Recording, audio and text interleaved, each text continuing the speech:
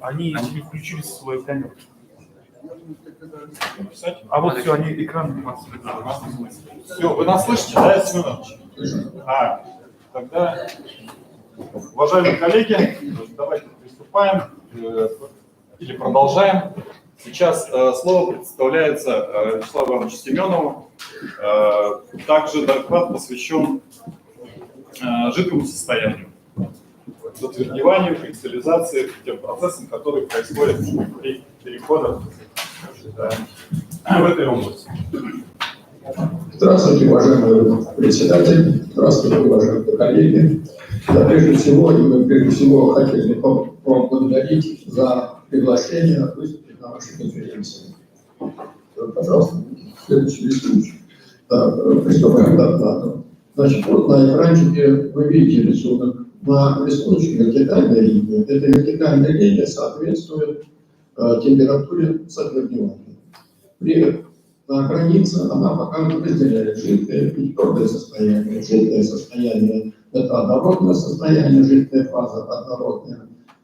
С левой стороны твердая фаза, она неоднородная. На этой границе происходит скачок. Скачок не только с точки зрения структуры, но и скачок наблюдается физический свой. Вот здесь представлено изменение теплосодержания, оно изменяется скачком. Ниже показано изменение химического сродства, оно тоже изменяется скачком. Можно говорить о других параметрах. Также скачком меняется плотность, теплоемкость, теплопроводность. И, естественно, возникает вопрос, а какова физическая природа вот такого скачка, изменения структуры и изменения свойств конденсированной среды. Вот чтобы разобраться в этом вопросе, пришлось обратиться к физикам и к химикам. Прежде всего, конечно, к химикам. Вот. И обращение к этим работам, оно однозначно показало, что причиной вот такого скачка, изменения структуры и свойств могут быть изменения в электронном обменном взаимодействии. В жидкой фазе оно не направленное, в твердой фазе оно направленное. Направленно отличается тем, что здесь возникают плоскости и ось симметрии, относительно которой группируются частицы атома. Вот это основной принципиальный вывод из анализа этих работ. И, естественно, возникает идея, что традиционное представление с фазовым переходом его обычно связывают с изменением плотности свободной энергии, считая, что по этой границе, по этой вертикальной линии, плотность свободной энергии жидкой и твердой фазы одинаково, а в котловине в ту или другую сторону Предложены различные способы вычисления разности свободных энергий жидкого и твердого состояния. Устойчива та фаза, которая свободной энергии, которая ниже. А разность свободных энергий используют для того, чтобы объяснить механизм. Наша работа, она показывает, что, в принципе, здесь возможно двух идеях и другого использования, что базируется не на плотной, на разность свободных энергий, базируется на изменении электронного обменного взаимодействия. Естественно, и в этом случае надо определить саму систему, сам объект. И поэтому объектом далее считать систему атомов, которые связаны электронным обменным взаимодействием, то есть электронное обменное взаимодействие между внешними электронными оболочками атомов. Вот это проявление. А предмет исследования, очевидно, остается прежним. Так же, как и классическая теория зарождения, так это вопрос таков, механизм превращения. Значит, чтобы следовать дальше, надо систему конкретизировать. Значит, и чтобы конкретизировать, как традиционно, будем рассматривать систему, ну, понятно, как традиционно все принципиально все рассматривают. Значит, здесь, в этой системе, что мы имеем? Что известно, как обычно, молекулы понятно, известны химические потенциалы понятно. Вот. Дальше как будет развиваться процесс такой системы. Значит, самый первый простейший вариант заключается в том, состоит в том, что компоненты не взаимодействуют друг с другом. В этом случае, очевидно, образуется механическая смесь. Механическая смесь – это пример такой механической смеси может служить эффектика, твердая эффектика. Твердая эффектика представляет собой механическая смесь. Но это не простая механическая смесь. Непростая потому, что частицы наделены свободной энергией. И, следовательно, вот такая механическая смесь, она представляет собой смесь, которая создает фон энергетический. В данном случае, если этот объект находится при постоянном давлении, то энергетический потенциал будет определяться потенциалом единицы, который числен равен сумме измерений молекул далее на химический потенциал компонента. Значит, вот такой фон в данном случае возникает в такой системе. Если меняют условия, то фон изменяется. Из окерневания может перейти в жидкое состояние. В этом случае энергетический фон падает на величину энергии смешения. Значит, очевидно, что если это идеальный жидкий раствор, то энергия смешения вплотную не переходит, как известно, а сохраняется в системе в скрытой или, как говорят, латентной форме. И эта энергия придает системе жидкому металлу устойчивым. Значит, вот с этими понятиями сигнал направления движения вот в том или другом направлении, в твердое, энергетический фон, отношение сигнала к фону техники достаточно хорошо известно. И с этим отношением сигнал энергетический фон связан так называемый фоновый принцип. В чем суть фонового принципа? Раньше, в начале, когда начинались исследования, сигнал определили за счет того, что получили фон, вот, выделяли его. В настоящее время идут по пути, чтобы сигнал выделялся за счет фона, усилился за счет фона. И этот сигнал можно для управления процессами этой среды. Это обнаружение вот, используют для самолетов, супер-чужой, ракет, подводных аппаратов и таких исследований в настоящее время разработано достаточно много. И, очевидно, это направление может быть использовано для того, чтобы попытаться объяснить и для использовать объяснение фазовых переходов. первого рода, в которых вот получается скачок таких слоев.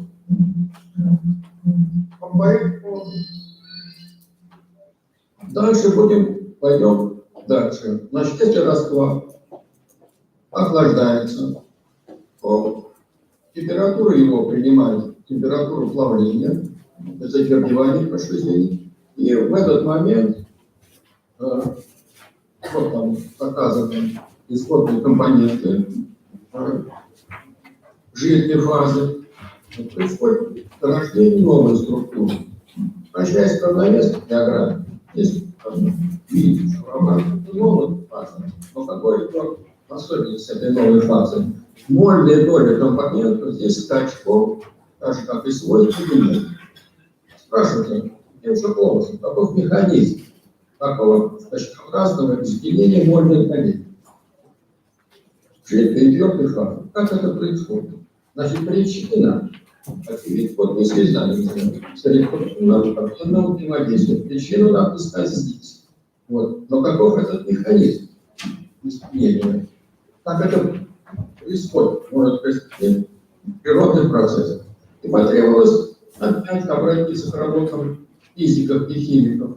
Вот. И что они показывают нам? Они показывают нам, что в свободном возмущенном атоме электрон занимает энергетические уровни.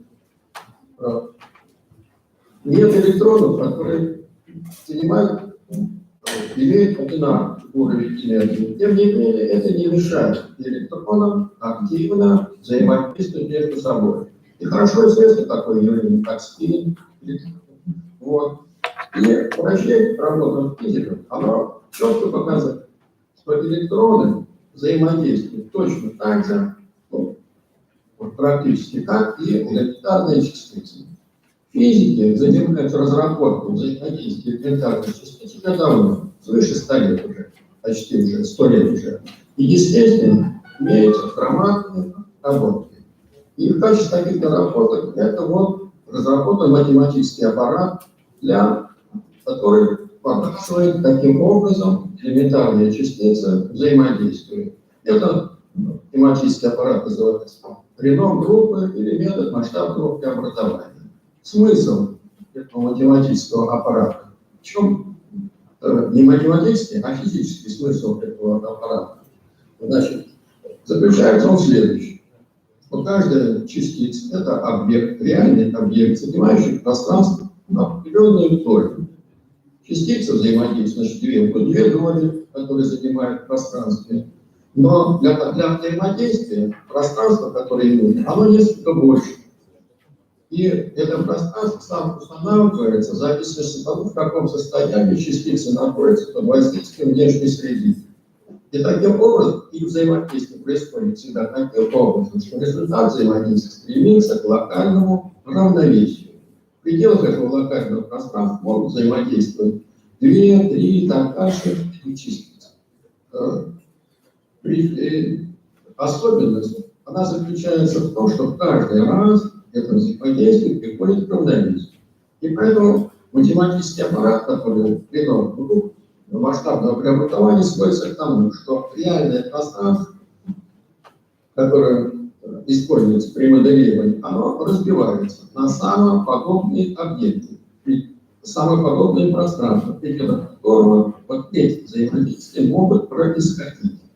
И тогда вместо реальных частиц рассматривается их математическая модель, вписывается в это пространство. И таким образом происходит исследование взаимодействия элементарных частиц.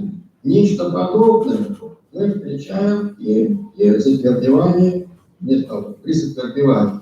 Вот. И также вот и наши исследования тоже, которые мы публиковали, не показывают, что вот это пространство тоже нечто подобное происходит. Но поясним суть этого явления, разбиения этого пространства. Значит, следующее. Давайте, можно, следующее. Что когда распад переходит из жидкого состояния ниже температуры, меняется, и то раствор. Есть говорят, что вот СК, пай, это стабильное состояние. Раствор переходит в метастабильное состояние. Но везде говорят, что это состояние стабильное. Если говорить о металлургах, то металлурги говорят, что это двухкристаллизационное переохлаждение. А химики и еще дополнительных параметров, они характеризуют это состояние продолжительностью жизни. Это стабильного состояния. А продолжительность жизни связывают с величиной переохлаждения, критического переохлаждения. Что метастабильное состояние в процессе совершается, когда возникает критическое переохлаждение. И вот с этим критическим переохлаждением связано определенное явление. Что критическое переохлаждение, оно распространяется не на весь объем метастабильного расплава, а на определенные его ограниченные области. И по мере того, как оно распространяется, эти области начинают распространяться в метастабильном расплаве. Вот это случай как раз и показывает, что появилось один объект, второй, третий, и дальше. Перемещение вот этого фазового пространства, в котором происходит изменение, происходит не монотонно, а происходит дискретно. Размер этого пространства, он определяется дендритным параметром. Можно посмотреть японские исследования. В них тоже видно вот такое дискретное движение, когда идет при кристаллизации. Вот смысл того, что происходит дискретное движение пространства. И в пределах каждого такого пространства происходят следующие процессы, следующие явления. Атомы, которые на границе произошло изменение электродного объектного взаимодействия, снег вправо, направленное, эти атомы, эти частицы начинают испытывать неравновесность в пределах тех межатомных конфигураций, которые созданы для вот ненаправленного электронного взаимодействия. Поскольку энергия смешения освобождается, возникают некомпенсированные термодинамические силы, и поэтому эти силы имеют возможность вытеснить те частицы, которые нарушают неравновесность межатомных конфигураций, на границу. Вот эта граница – это зона сегрегации. И за пределами зоны сегрегации при удалении частиц наша работа перемещения и частицы сохраняется. И поэтому эти компоненты поступают в зону сегрегации, которая цель показывает в переделении в состоянии чистого компонента. Поскольку вот здесь отдельно выделен отдельный рисунок, чтобы проще это было смотреть. Вот эти пары частиц, которые связаны направленным электронным обменным взаимодействием, перемещаются в зону сегрегации.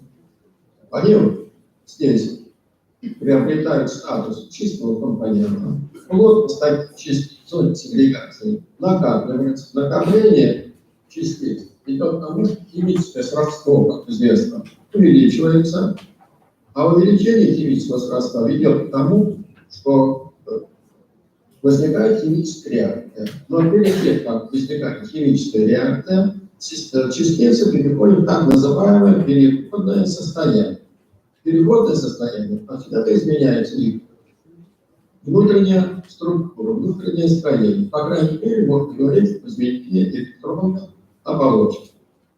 С изменением внутреннего строения частицы получают возможность либо перейти в два состояния, вернуться в жидкое, на это не позволяет и вектор направления развития, который несет, показал, что надо двигаться в этом случае в направлении твердого состояния.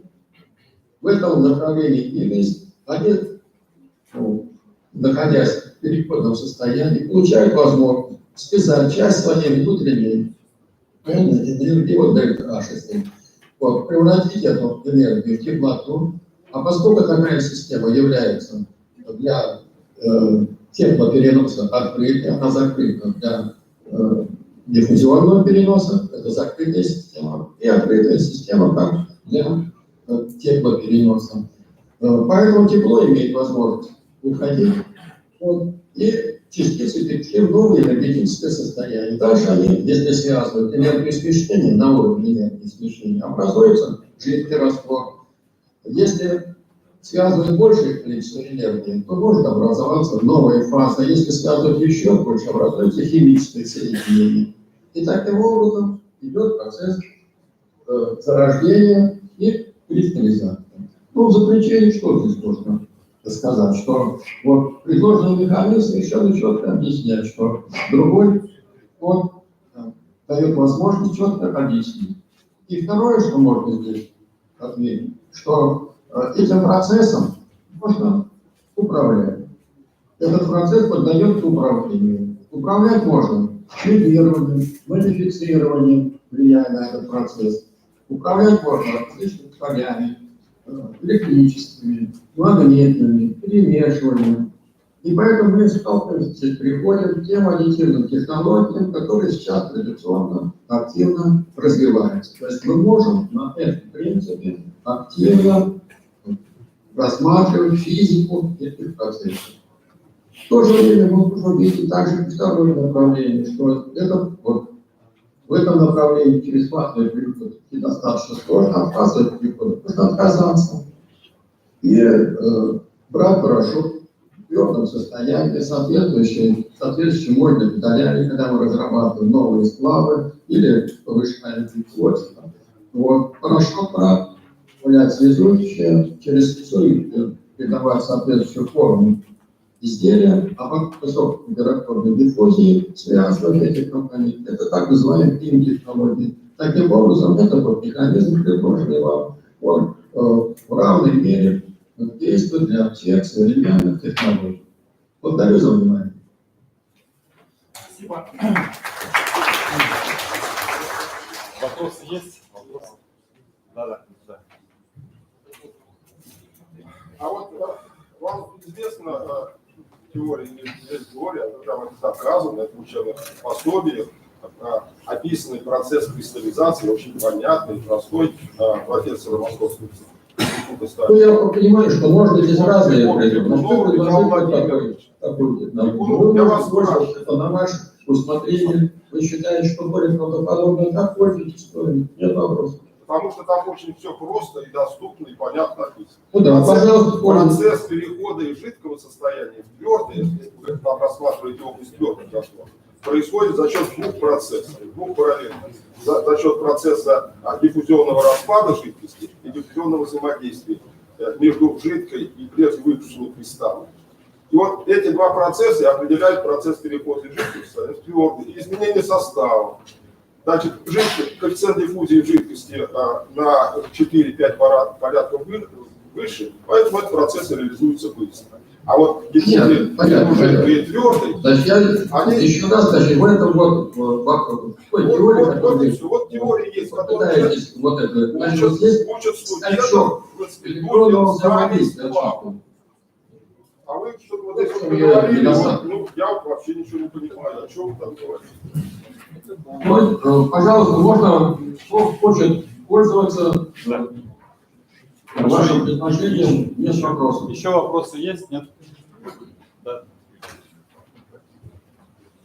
Ну, тоже погромче сразу. Я не слышу, пока ничего.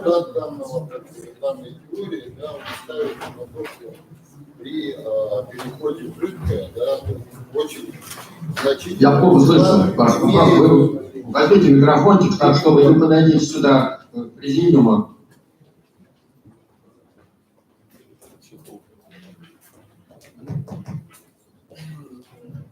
В вашей теории получается, что очень большой вклад играет именно переход электронов на другие орбиты. Это как бы, ну, то есть, это правильно или нет? Здесь к орбитам это значит, что это прямое их взаимодействие. Вот не переход на новые орбиты, а именно взаимодействие электронов. Спасибо. Для следующего доклада слово предоставляется. Спасибо большое. Слава. Большое спасибо всем за внимание.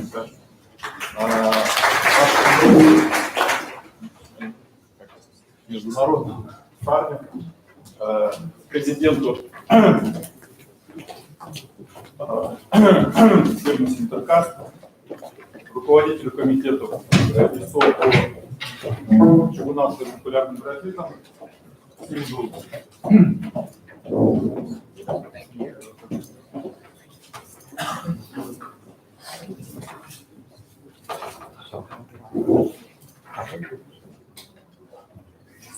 Okay. Oh, you want this one?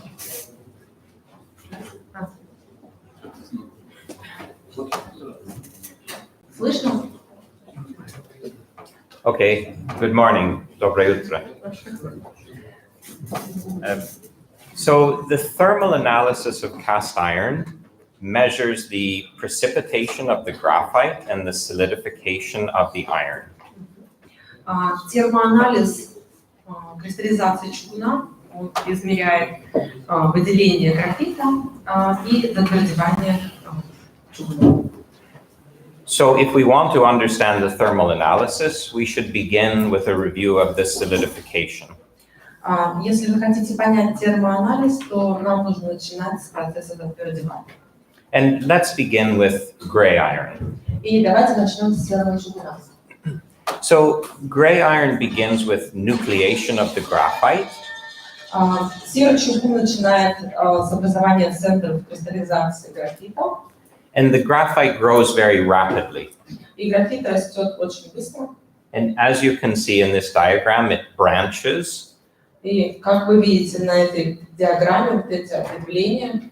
And it grows in direct contact with the liquid iron.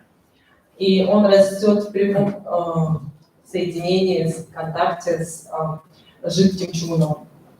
And as we can see in this picture, the nucleation is very easy. И как мы видим, вот на этом изображении процесс образования центров кристаллизации очень легкий. From one nucleus, we make many graphite flakes. Из одного центра кристаллизации у нас получается много хлопьев графита, простых графитов.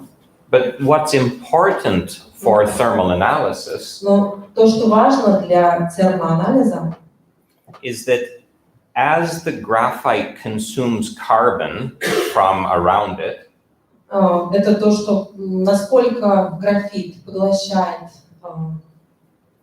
углерод. the graphite is consumed from the liquid. Графит потребляется из жидкости. Carbon is consumed. Углерод, извините. Углерод потребляется из жидкости. Yeah, and the melting temperature of the iron decreases. И температура плавления чугуна снижается.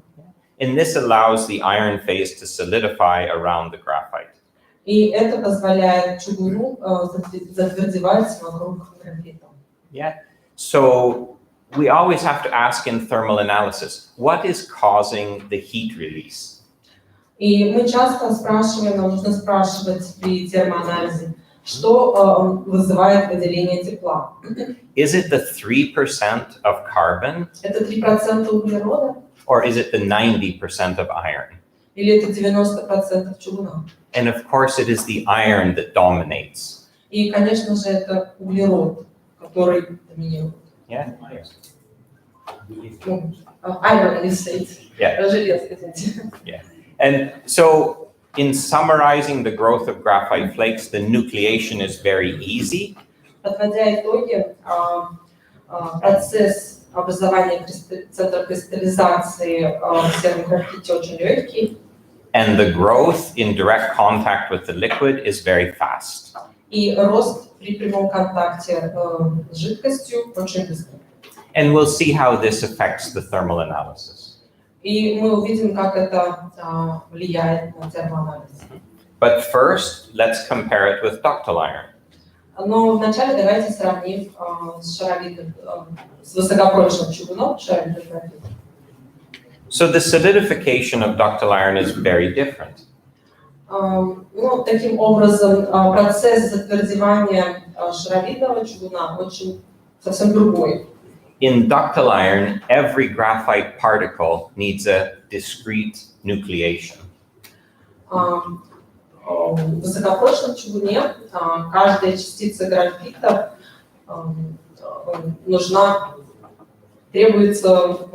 нуждается в кристаллизации. So the nucleation is more difficult. В общем, процесс кристаллизации более сложный. We need a lower temperature to help push the graphite out of the liquid. И нам нужна более низкая температура, чтобы вытолкнуть графит из жидкости. As the graphite grows, again, it consumes carbon from the surrounding liquid. И когда графит растет, он потребляет углерод из жидкости вокруг. And this allows the iron to solidify. Это позволяет чугуну затвердевать. Yeah. So the graphite particles, the young, new graphite particles, get surrounded by liquid iron. И, в общем, новые частицы графита, они surrounded by iron. Они окружаются чугуном. And so the growth is very slow. И рост в целом он очень медленный. So in comparison to gray cast iron, При сравнении с серым чугуном, we now have a case where the nucleation is more difficult. и у нас мы знаем, что здесь процесс кристаллизации более сложный, And the growth is much slower. и рост более медленный.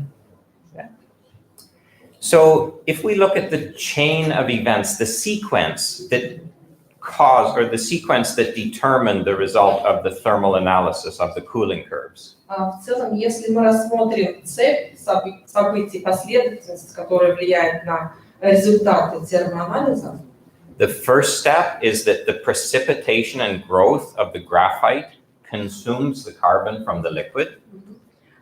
Первая ступень – это то, что выделение и рост графита поглощает углерод из жидкости. This lower carbon content encourages the solidification of austenite. И меньшее содержание углерода позволяет аустениту затвердевать. And the speed of the graphite growth then determines the speed of the austenite growth. И затем скорость роста графита определяет скорость роста аустенита. Yeah. And of course, the speed of this 90% of austenite determines the heat that is released. И, естественно, скорость вот этих 90% аустенита определяет выделение тепла. Выделение тепла. And finally, the heat release determines the shape of the thermal analysis cooling curve. И в конце концов, коэффициент выделения тепла определяет форму кривой охлаждения. And here we come to a philosophical question. И сейчас мы приходим к такому философскому вопросу. Traditionally, the cast iron foundries use chemistry to control the process. При традиционном способе литейные производства используют химический состав для анализа чугуна. And if we keep all of the chemistry elements in a narrow range, we should get the same microstructure. И если мы сможем удержать все элементы в узком диапазоне, то мы сможем получить такую же структуру. But thermal analysis works backwards. Но термоанализ, он работает совершенно иным образом, ретроспективно. Yeah, we just listen to the graphite. We Мы listen to how просто it grows. прислушиваемся к графиту. Yeah. When a carbon atom sits on a graphite particle, it gives off a certain amount of heat. Если частицы графита, они сидят на углероде, I lost what you said. When the carbon atom sits on a graphite particle, it gives away his energy. Когда атом углерода сидит на частице графита, он отдает свою энергию. Yeah, and this heat is the same if he sits on a graphite flake, or on a vermicular particle, or on a spheroidal particle. И это тепло выделяется уже в какую-то форму, пластинчатую, шаровидную или вермикулярную. The difference is the speed. Разница в скорости. So philosophically, we can either measure all of the different chemistry elements, and control them. Если мы пойдем философским путем, то мы можем измерить химический состав и каждый элемент. Or we can just measure the way the graphite is growing, make a direct measurement. Или мы можем использовать прямое измерение, как растет графит.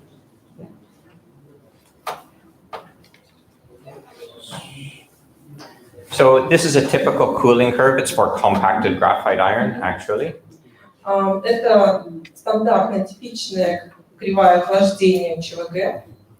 At point A, we cross the liquidus and we have an arrest because, or a plateau because of the formation of austenite.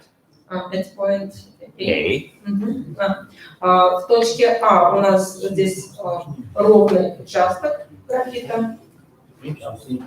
Austenite. Yes. Yeah. And at point B, we have the eutectic reaction where the liquid is changing to austenite and graphite together. И в точке Б у нас происходит эвтектическое изменение. And what I would like to do now is to make a difference between thermal analysis and the phase diagram. И то, что я люблю делать, это рассматривать разницу термоанализа и фазовой диаграммы. The definition of the eutectic is when the primary solidification and the eutectic solidification happen at the same time. The definition of the eutectic is when A and B happen at the same time. Определение эвтектики – это когда точка А и Б происходят в одно время. Yeah. And here we can see this difference, this И temperature здесь мы difference видим between эту A and B. разницу в температурах. There are two ways that A and B can happen at the same time. Есть два способа, как мы можем сделать, чтобы точка А и Б произошли в одно время. The first way is to increase the carbon content. Первый способ – это увеличить содержание углерода, Yeah. So A moves down. то есть точка А снижается. The second way is to increase the inoculation И второй способ – это увеличить модификацию. so that B moves up. То есть точка Б повышается. If we make more nuclei, the graphite nucleation will be easier and B can happen at higher temperatures. Если мы добавляем больше центров кристаллизации, то частиц графита становится больше и выделение графита легче. In the phase diagram, we tend to define the eutectic at around 4.3% carbon equivalent. И в фазовой диаграмме мы обычно стремимся определять графит по содержанию углерода 4,27%. But the difference is that the phase diagram is made under thermodynamic conditions. Но разница в том, что фазовая диаграмма делается в условиях, в термодинамических условиях. But in the real world where we make castings, it happens much faster than thermodynamics. Но в реальных условиях это все происходит быстрее. And in the real world where we make castings, A and B come together at something like 4.5 or even 4.6% carbon equivalent. И в реальном мире, в реальных условиях точки А и Б сталкиваются, бывает при содержании углерода 4,5 и больше. And this is a real problem in foundries. И это реальная проблема на литейных производствах. Every foundry man knows that he shouldn't go above the eutectic. Каждый литейщик знает то, что ему придется сталкиваться с эвтектикой. But when he looks at the phase diagram, he thinks the eutectic is 4.3. Но если мы рассмотрим фазовую диаграмму, мы здесь увидим то, что эвтектика здесь составляет 4,3. And if you make a ductile iron or a compacted graphite iron casting with 4.3% carbon equivalent, you have shrinkage every time. Но если мы делаем на основе диаграммы и содержанием углерода 4,3, то у нас постоянно будет усадка. Yeah.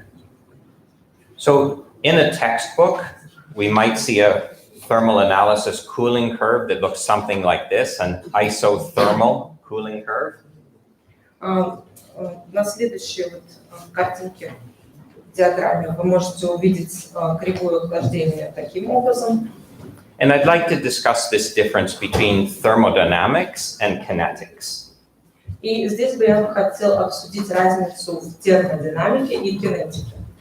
So in this cooling curve, if I asked you to walk from point number 1 to number 2 to number 3, Например, если бы я попросил вас пойти от точки 1 к точке 2 и затем к точке 3, you could walk down the line from 1 to 2, put your foot on number 2, and turn and walk directly to number 3. вы бы спустились до точки 2, потом встали в точку 2 и завернули и пошли к точке 3. And this is thermodynamics, where everything happens slowly. Все происходит медленно. But if I asked you to run from point number 1 to number 2 to number 3, Но если я вас попрошу побежать от точки А к точке 2 и к точке 3, you would run something like this. вы бы побежали вот так. And this is the difference in the real world, in the kinetic world, where things have momentum. И это разница в реальном мире. The phase, thank you. The phase diagram is made under thermodynamic conditions. И фазовая диаграмма, она делается в термодинамических условиях. The spectrometer works under thermodynamic conditions. И спектрометр работает в термодинамических условиях. But the foundry happens in real time. The foundry happens in a kinetic world. Но литейное производство, оно происходит в условиях реального времени, в кинетическом мире. And if you want to make a good casting, the first thing you have to do is to forget about the phase diagram.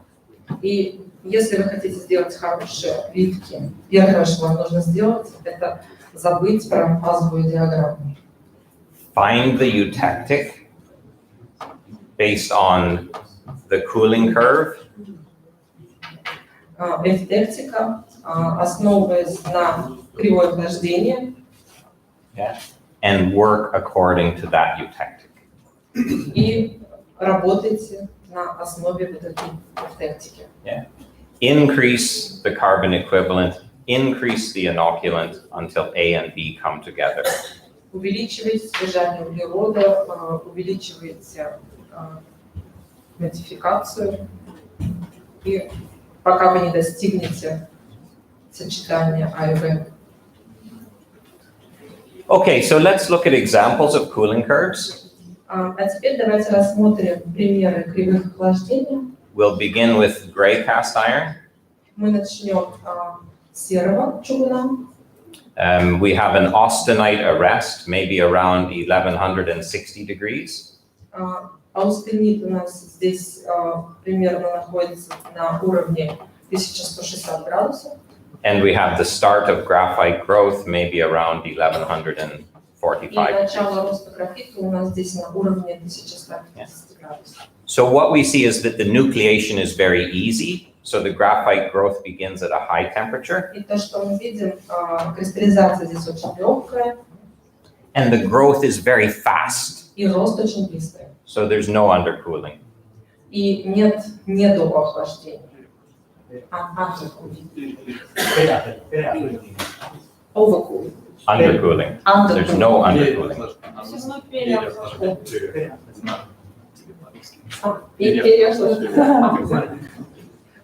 Okay, understood.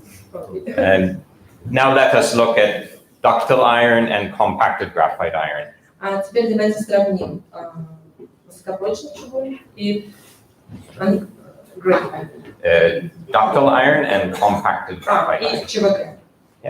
So Высокопрочный ЧВГ. the red curve, C, is ductile iron. Красная кривая, С, это высокопрочный чугун. So compared to the gray cast iron, we have more undercooling before the graphite growth begins. Can I use that?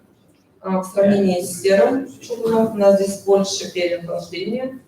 And the graphite growth is slow, so we don't have a very big temperature increase.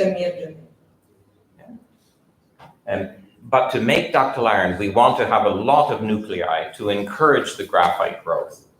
Но чтобы сделать высокопрочный чугун, нам нужно больше центров кристаллизации. In comparison, curve B, the green curve, is CGI. И в сравнении вот кривая P – это ЧВГ. In CGI, we have a higher undercooling. Здесь у нас более высокое переохлаждение. Yeah, because we don't want to make a lot of nuclei. Потому что нам здесь не нужно очень много центров кристаллизации. Because more nuclei will make more graphite nodules. Потому что чем больше центров кристаллизации, тем больше будет шаровидных включений. And then we have a very rapid growth because the graphite Затем мы видим очень резкий рост, is growing in direct contact with the liquid. потому что графит растет при прямом контакте с жидкостью. So this is the first way of noticing the difference between gray iron and compacted graphite iron and ductile iron. Это первый способ, чтобы выявить разницу между высокопрочным чугуном, ЧВГ и серым чугуном. But I'd like to share with you an extra detail about how we do it at Sintercast. Но я бы хотела с вами поделиться более подробной информацией о том, как мы делаем это на Sintercast. So in this overhead, in the top corner, we can see a conventional sand cup for thermal analysis. Вот здесь вот вверху вы можете увидеть стандартную, традиционную глиняную чашку для анализа песчаную чашку. And we also see the Sintercast thermal analysis cup. И вы видите чашку Sintercast для термоанализа. The first thing about thermal analysis, Первое, что нужно сказать о термоанализе. it's very difficult to tell the difference between these materials, gray iron and CGI and ductile iron. Это то, что очень сложно разъяснить разницу между ЧВГ, высокопрочным чугуном и серым чугуном. So we have to be sure that everything we measure is because of differences in the iron and not because of differences in the sampling technique. И нам нужно быть уверенным, что все, что мы измеряем, все результаты, это из-за железа, но не из-за техники отбора проб. So in the Sintercast sampling cup, it's made from steel. Чашки для отбора проб на Sintercast, они делаются из стали. And we take the sample by immersing it into the liquid iron. И мы делаем отбор проб, погружая их в жидкость. When we immerse it in the liquid iron, the steel becomes hot very quickly. И когда мы погружаем, сталь становится очень быстро горячей. And the steel and the iron in the sample cool down together. И сталь, и чугун внутри чашки, они охлаждаются одновременно. Yeah, there is no chilling. То есть нету отбела. Also, when you fill a sand cup, you pour the iron through the air. Также если вы чувствуете When you fill this sand cup, you have to pour the iron through the air. Если вот вы используете вот эту чашку песчаную и вливаете из воздуха, получается, This causes the iron to oxidize. это вызывает окисление чугуна. There can also be variation in the filling depending on the behavior of the operator. И здесь также будет разница поведения оператора, то, как работает оператор, чувство. And it's not a stable system because it's losing a lot of heat out of the top and not very much heat out of the bottom. Эта система не очень точная, так как происходит много потери наверху и мало внизу, потери тепла. So let's take a look at the А теперь давайте посмотрим sampling. видео отбора проб. So we put the sampling cup onto the Вставляем чашу sampling machine. в станок. We take a spoon of iron from the ladle Мы берем чашку из ковша and we immerse it over the cup for about и мы 2 or 3 погружаем seconds. примерно на 2-3 секунды. And we can see again, И мы можем увидеть снова a spoon from the ladle, ложка из ковша, immersing the cup погружение в чашку for 2 or 3 seconds. на 2-3 секунды. Yeah. And you can see now how the cup is in thermal equilibrium with the iron inside. И теперь вы видите это вот, тепловое равновесие чашки и чугуна. So they cool down together. Охлаждение происходит одновременно вместе. And the start of solidification is because the iron is ready to solidify, not because the sand has made it cold. И затвердевание происходит не потому, что песок охладел, стал холодным. Okay, so one more thing then about the sintercast thermal analysis. И еще кое-что о термоанализе на синтеркаст. We refer here to the magnesium fade simulation. Здесь мы ссылаемся на симуляцию затухания магния. In the foundry, the magnesium fades at a rate of about 0.001% every 5 minutes. На литейном производстве затухание магния происходит примерно на уровне 0,01. So we have put a reactive coating on our sampling cup. Мы устанавливаем реакционное покрытие на чашу для отбора проб, That consumes 0.003% magnesium. которое поглощает магний, содержание магния 0,0003 тысячи.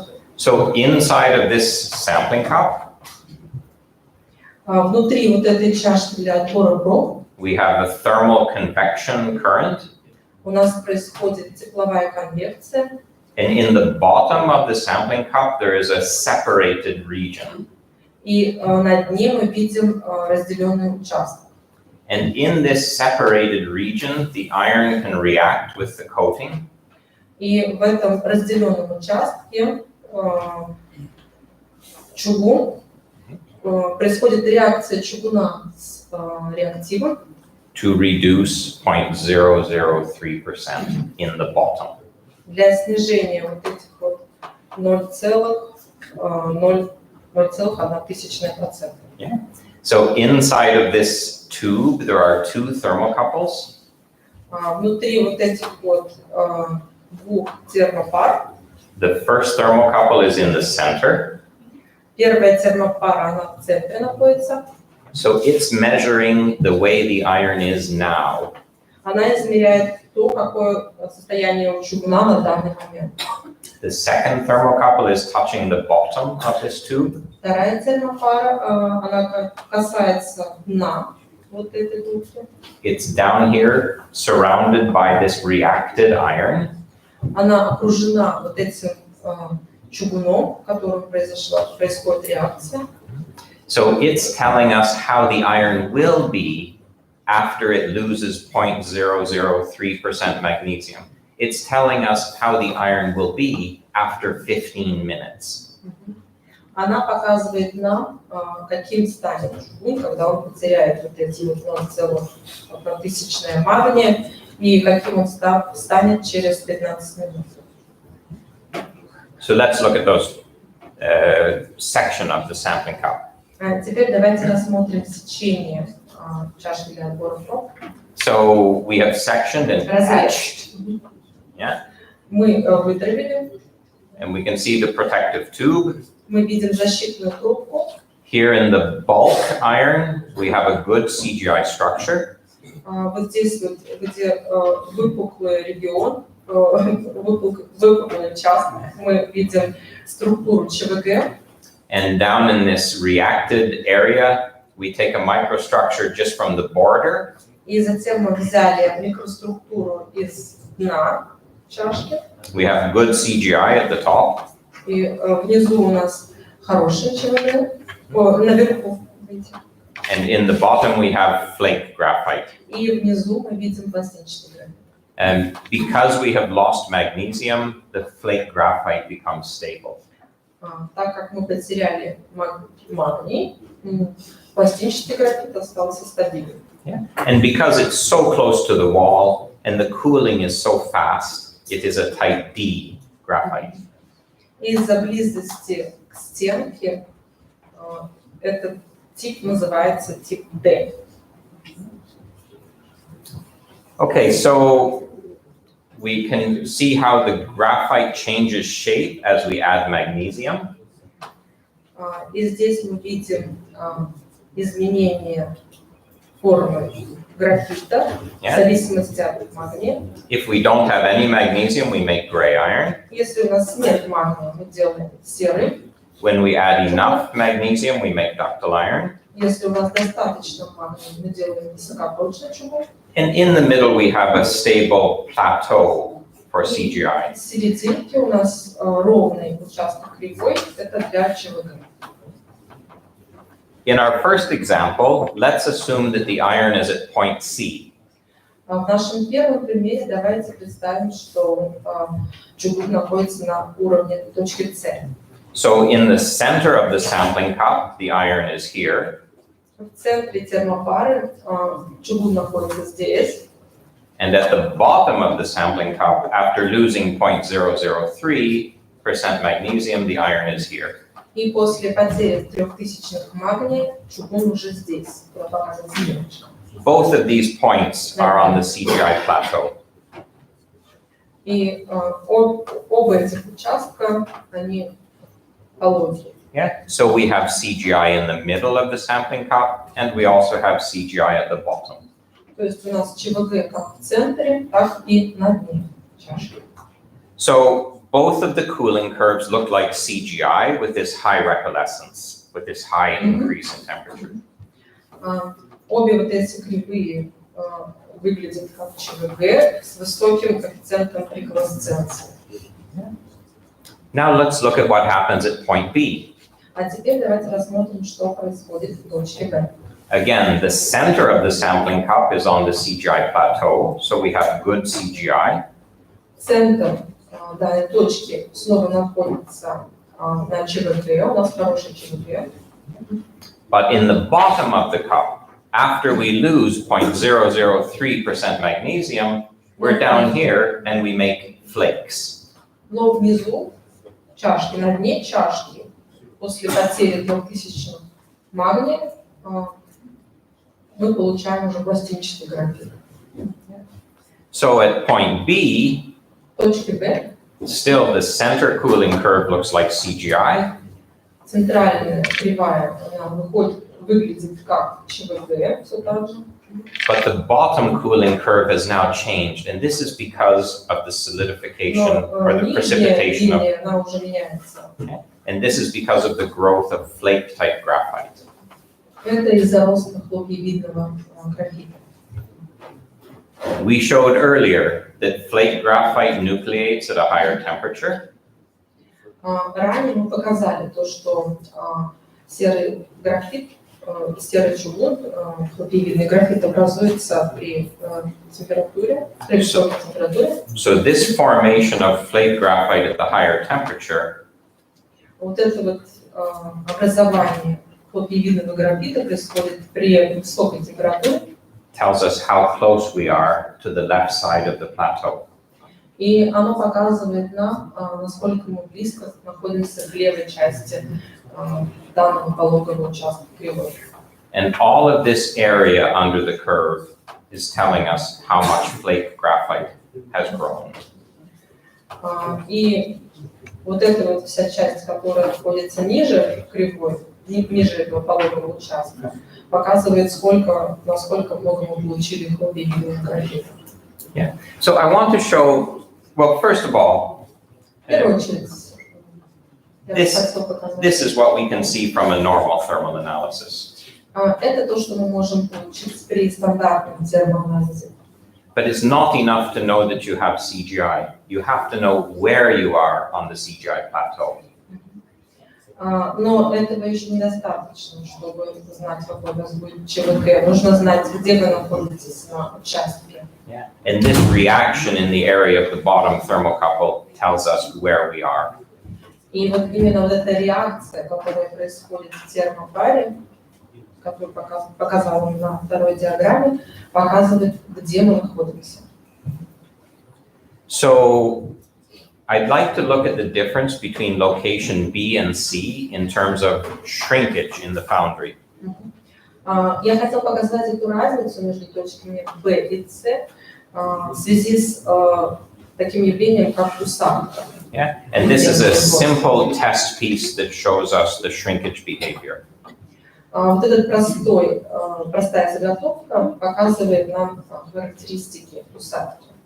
And to make it more clear, to see this transition in the shrinkage behavior, we can also look at points A for gray iron and point D for higher nodularity. И чтобы рассмотреть еще лучше вот эту вот разницу, мы можем рассмотреть точку А, где уже серый чугун, и точку Д, где уже у нас высокая степень шаровидности. So let's look at point A as our reference. It's gray iron. Давайте рассмотрим точку А. Это наш эталон, это серый чугун. And we see a cross section of the test piece. Мы видим поперечный разрез заготовки на изображении. And we can see that the bottom is square. И внизу мы видим то, что здесь квадратный участок.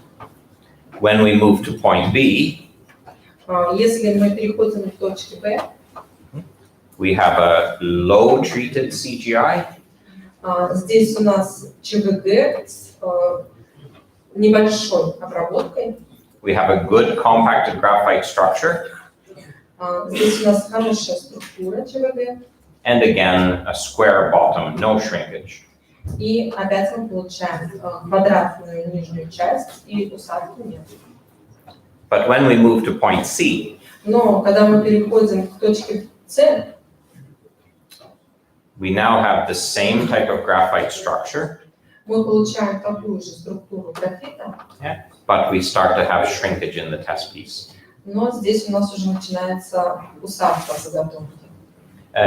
B and C were made from the same ladle in a production foundry. Б и С были сделаны из одного ковша на литейном производстве. The only difference is that we added 50 grams of magnesium by injecting wire. И единственная разница, что мы добавили 50 грамм магния с помощью проволоки. Because B and C are on the same plateau, of course, the nodularity is the same. И так как эти две точки B и С находятся примерно на одном пологом участке кривой, степень шаровидности But схожая, the shrinkage behavior is very different. но характеристики усадки очень разные. So it's important to know where we are on the CGI plateau. То есть нам важно знать, где мы находимся на этом пологом участке кривой. And now we can look at point D. И теперь мы можем рассмотреть точку D. We add an additional 75 grams of magnesium to the same ladle. В тот же самый ковш мы добавили 75 грамм магния. Yeah. And we can see now that the bottom has even more shrinkage, and we even have an internal porosity. И здесь мы видим, что нижняя часть получает еще больше усадки, и на изображении ниже показано то, что мы получаем внутреннюю пористость. If we have a conventional thermal analysis, for example, from a sand cup, Если мы проводим традиционный термоанализ, например, с помощью песчаной чашки, we can't tell the difference between point B and C. мы не сможем выявить разницу между точкой B и C. But with the wall reaction, with this reaction with the coating and the two thermocouples, Но вот если мы рассматриваем реакцию стенки вот в этой термопаре, we can see that in the sintercast measurement for point B, the magnesium index is 36. мы видим, что вот в Синтеркас индекс магния в точке B составляет 36, And at point C, it is 44. и в точке C он уже составляет 44. So it's quite easy for us to see this difference between points B and C. То есть для нас это очень легко увидеть эту разницу. Yeah. So that is what I wanted to explain about our thermal analysis. Это то, что я хотела объяснить о нашем термоанализе. And I would encourage the foundries to listen to their iron. И я бы хотел привлечь, воодушевить литейное производство прислушиваться к графиту. Transition from chemistry control to process control. К переходу от контроля химического состава к контролю процесса. Thank you. Спасибо.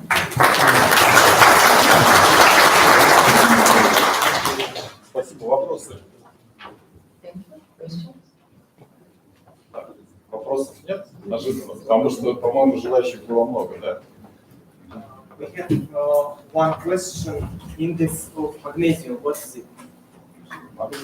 The index of magnesium.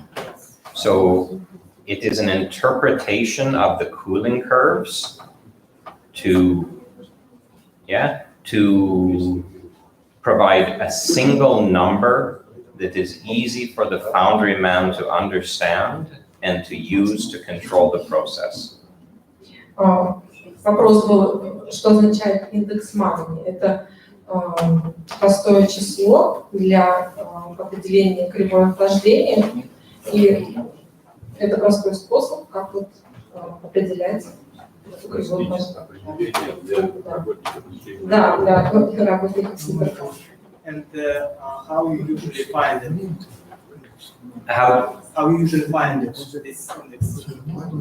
Yeah, that is the development of our technology. We take time and temperature points on the curve. То, как они определяют этот индекс, это они используют для этого время и температуру на кривой. We take the first and second derivatives of the cooling curve. Первое и второе. The first and second derivative, like calculus. Деривационные, первые и вторые деривационные, исходящие. And we also evaluate the heat that flows between the two thermocouples. И также мы оцениваем тепло, поток, который проходит между двумя термопарами. В целом, вначале он упомянул, что это разработка их компании. And we combine all of that information to deliver a single number that represents the total effect of the magnesium. И вот это вот все сочетание мы используем, чтобы вот получить вот это единое число, индекс. And this index for every foundry production will be different, or it will be the same? For even within one foundry, it will be different for each casting. И вопрос был, будет ли этот индекс одинаковым для всех литейных производств. И он сказал, даже в условиях одного производства в разных местах, участках зонах, он будет разным. It depends on the cooling rate. Это зависит от кривой охлаждения. Я думаю, что здесь недопонимание происходит. Конечно, индекс будет разный вообще на каждом ковше. Вы прекрасно понимаете. Нет, подождите, вы имеете в виду опять же в привязке к структуре или же в привязке к качеству металла? Привязка к результату. Или к количеству магния. Там вообще про магний речи нет. Там сложнее. Нет, здесь в ответ абсолютно понятно.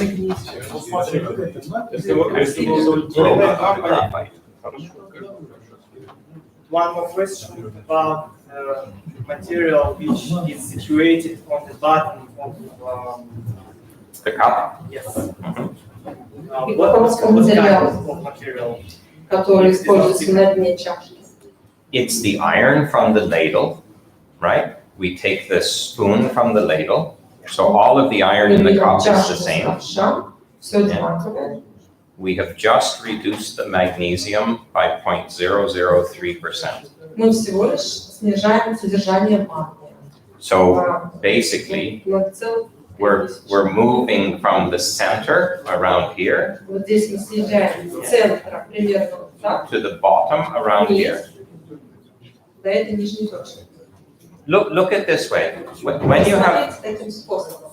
have gray iron in this area, Если у вас в этой зоне серый чугун, in thermal analysis, every point on this curve will look the same. It's all gray iron, so it will all be the same. при термоанализе любая точка будет здесь выглядеть как серый чугун. When you make ductile iron, when you're up in this area, the microstructure is the same, so the thermal analysis is the same. Если вы делаете высокопрочный чугун и вы находитесь в этой зоне, то термоанализ будет такой же. You don't know if you are here Вы не знаете, or here. здесь вы, or here. или здесь, или здесь. Same with CGI. When you have a CGI То же cooling самое curve, с ЧВГ. you don't know if you are here. Вы не знаете, Or here, находитесь вы ли в этой or here. точке, в этой точке или в этой. The only time that you know exactly where you are is when you have 1 foot up here. It doesn't work now.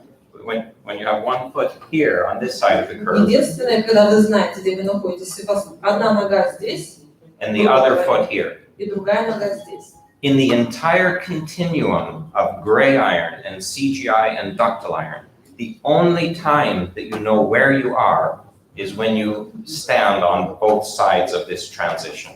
И во всем этом пространстве от серого до высокопрочного чугуна вы можете определить, где вы находитесь, когда вы находитесь вот в этой точке. And this is what we do with the reaction inside of the sampling cup and the difference between Вот the это two thermal именно cups. то, что мы делаем. Это реакция двух термопаров. Okay, thank you. Еще вопрос, да. Thank you for this very interesting talk. Yesterday and today we have been listening to vermicular iron and compacted iron. Are we talking about the same material or different material? 100% the same material. And is it not the time to unify the name of this material to talk about compacted or vermicular? Because now it's becoming very confusing. It is just the difference in different languages. Many languages use the term vermicular. In English, we use the term compacted. Yes. And I think compacted now is being used more than vermicular. Compacted is progressively being used more often, but the ISO standard for this material was republished last year, 2017, and the name is compacted vermicular. So, CBI, yes. Его вопрос был разница в терминах. У нас в русском используется только один вермикулярный, а в английском есть vermicular, вермикулярный, как червеобразный, и compacted. Вот. И Стив объяснил то, что термин compacted используется намного чаще, но в 2017 году в стандарте ISO было вообще опубликовано такое название, как compacted vermicular. То есть это то. Это разница в языках. Спасибо. Еще вопросы? Ну, если тянешь руку, так вставай. Я отвернулся. And how much we need investigations to understand this index? when you come to a new foundry, you have to calibrate the system for each casting. Он спрашивал, сколько нужно проводить исследований, чтобы найти вот этот индекс. И Стив сказал, что когда вы приезжаете на новое литейное производство, when you come to the foundry, I forgot. We have to calibrate. Нам нужно проводить калибровку, и нужно So we have to define the lower magnesium limit where flakes begin to grow. Нам нужно определить нижний предел магния, где начинает расти каплевидный графит. And we have to define the upper magnesium limit where porosity begins. И нам нужно определить верхнюю границу магния, где начинается порисность. Also for inoculant, we have to define the lower limit where carbides might form. И также для модификатора, графитизирующего модификатора, нам нужно определить нижний предел для карбидов. And define the upper limit where porosity will occur. И верхний предел, где начинается порисность. And these limits, and therefore the size of the window, is different for every casting. Эти пределы и диапазоны, они разные для каждого литейного производства. If you have a casting that is 50 kilos and 200 kilos, the limits will be different. Естественно, если вы делаете отливки 50 и 200 килограмм разница, то здесь будет различие, различие. Probably for a casting that's 50 kilograms and 70 kilograms, it is the same. Но вот для отливок в разнице 50 и 70 килограмм цена может быть больше. A foundry can define this in 2 weeks. Литейное производство может определить это в течение 2 недель.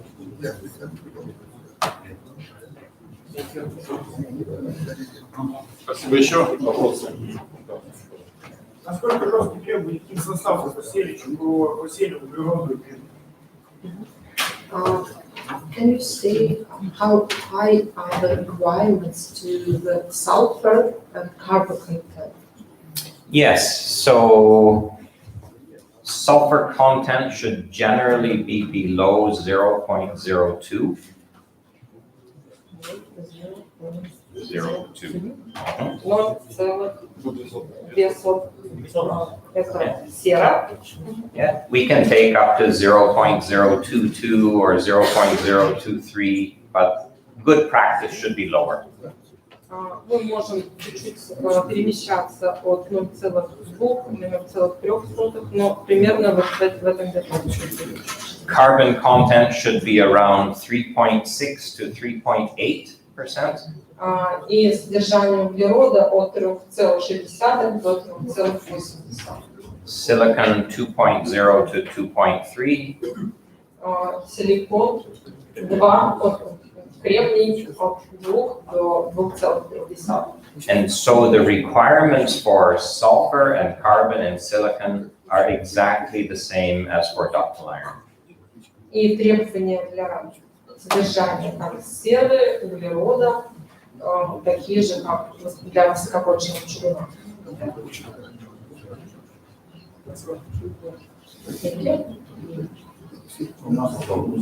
Какое вещество используется, какой материал используется для снижения магния на границе измерения?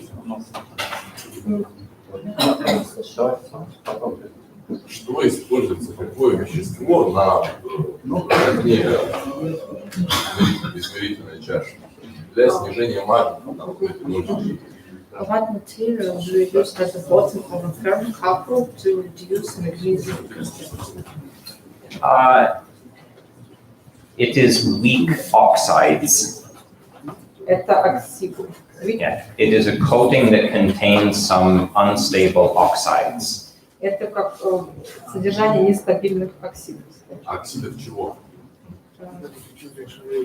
Could you write the formula? Yeah, so no, I mean, this is this intercast development.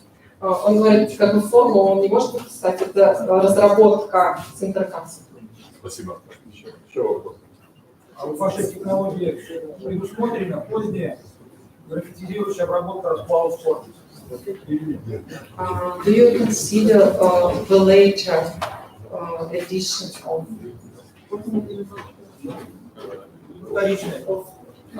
the second edition of the inoculant? Do we? Oh, no, we don't. No, with CGI production, we don't add in-stream inoculation. ЧВК они не рассматривают. This if you add a lot of nuclei, you make a lot of nodules. Если у вас чем больше центров кристаллизации, тем больше шаровидных включений. So if you make a lot of nodules, you will make shrinkage. И если у вас будет очень много центров кристаллизации, у вас будет кусание.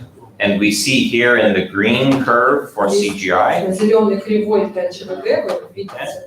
we try to keep the inoculation level lower than ductile iron. Мы стараемся удерживать уровень модификации ниже ЧВГ. So intentionally, Высокопрочный. intentionally we keep the inoculation low.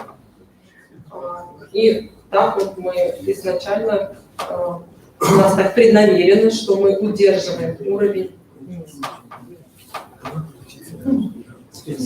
Give me another question. For this curve, the upper one, the red one, I can see that the eutectic plateau is higher than the liquids. Is it possible? Yes, And when this can happen? it's a really good question. If you are in a sand cup, it doesn't happen. Он говорит, что действительно то, что эвтектика, вышедшая в жидкость, если мы делаем это в песчаной чашке, то этого нет. Thermal analysis isn't about the heat release.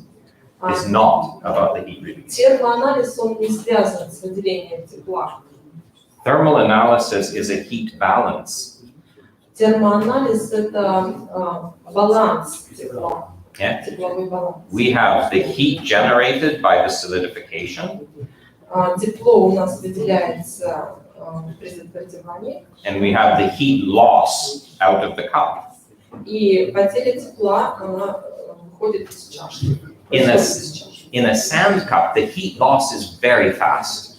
А в песчаной чашке потеря тепла, она происходит очень быстро. And so you can't see the heat generation inside the iron. И здесь вы не можете видеть, как вот происходит образование тепла внутри чугуна. You can see that in our sample cup we have two walls with air insulation. В наших термопарах вы видите, что у нас есть две стенки с изоляцией, воздушной изоляцией. And this is designed to reduce the heat loss. И это спроектировано для снижения потери тепла. And from the open surface, we have a roof that reflects the heat back. И от открытой поверхности у нас есть, над открытой поверхностью есть крыша, которая возвращает тепло. And this reduces the heat loss out the top.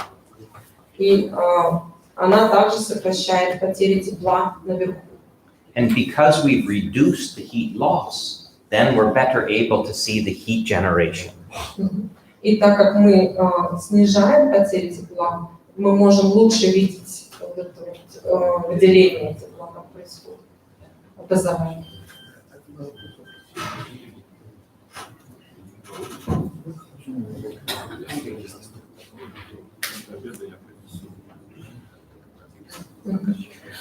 If you would allow, if you don't mind, he would like to bring from a couple. Sure, After lunch. of course. Один вопрос можно. Стаканчик этот одноразовый или многоразовый? Многоразовый. Одноразовый. Нет, у них написано многоразовый. Пусть их ответит. He's asking if the thermocouple for multi-use or for one use. We design it to be used up to 250 times. Мы разработали это, чтобы эти термопары могли использоваться до 250.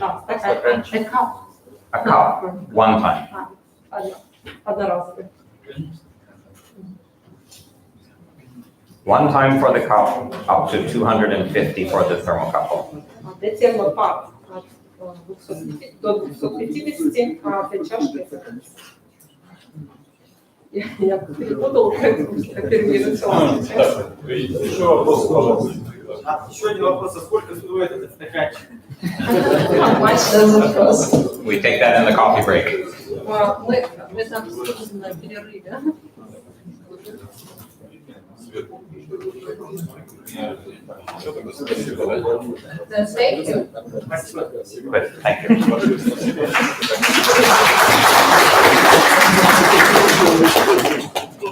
Уважаемые коллеги, еще раз напомню, что у нас все данные электронная почта, по крайней мере, имеется в сборниках, поэтому напрямую можно будет связаться и переговорить, если еще какие-то вопросы остались. Значит, смотрите, у нас ситуация такая. У нас, ну, во-первых, мы подошли к обеденному перерыву по времени, поэтому мы прервемся, договорились с Игорем Александровичем сделать доклад после обеда. Начнет. У нас два докладчика, к сожалению, значит, не приехал Волчмакер Александр Юрьевич. Ну, должен был приехать, и, к сожалению, по работе не удалось ему вырваться. И Мальков Полтав Скоречь, он челнинский наш, но тоже вот сейчас погрузкой оборудования занимается. Скорее всего, до конца дня будет занят, и, возможно, в конце дня подъедет, тогда мы ему слово, может быть, дадим, да? Если останется такая возможность. Дадим после ужина. После ужина, хорошо. Вот, поэтому предлагаю сейчас пойти на обед, спокойно покушать, и потом по расписанию, но без задержек желательно по расписанию, у нас расписание 13 заканчивается, поэтому 13:10, будьте добры здесь, и начинаем. Хорошо?